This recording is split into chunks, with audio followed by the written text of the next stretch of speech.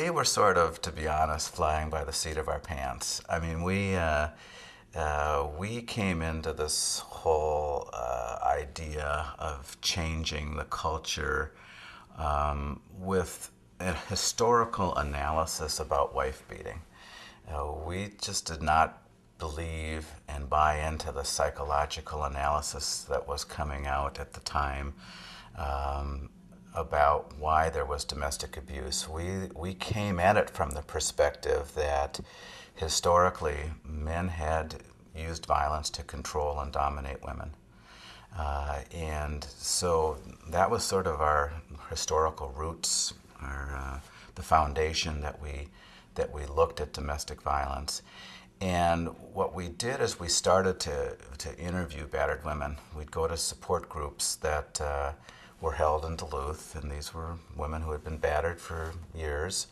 And some might have been a fresh incident, but regardless, we started to talk to women about their stories. And invariably, there were just these common currents that we noticed, that there were certain behaviors that almost every battered woman could relate to.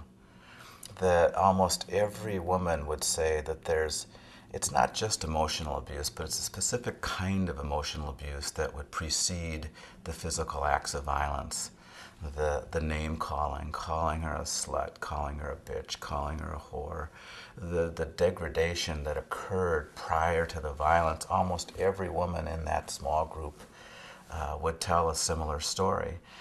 So we started to see that there was a pattern that was developing, and there were all kinds of abusive behaviors that we were hearing, but there were several that really stuck out, and that's how the wheel started to evolve, is that we said, okay, there was a pattern of emotional abuse, of psychological abuse, of coercion, of intimidation, of sexual abuse, of this sense of entitlement that a lot of the batterers had about their own privilege in the relationship. So we narrowed it down really to several tactics really that batterers would use to control their partner. And the wheel then became sort of a definition of what battering is.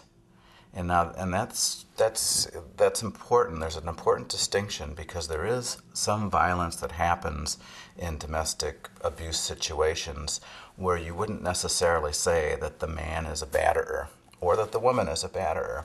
But if the tactics that are on that power and control wheel are being used systematically, and if the intent is to dominate that person through those abusive behaviors or through the violence, then we would describe that person as a batterer. And so the power and control wheel with all of those tactics around it is in essence what battering is all about. And so it really came from battered women's stories, and it made so much sense for battered women. They'd see that wheel and they'd say, that's my story. I can look and I can see how my husband or my boyfriend, used almost all of these tactics against me, and this was the impact on me. It kept me stuck. It forced me to adapt in order to live in this relationship.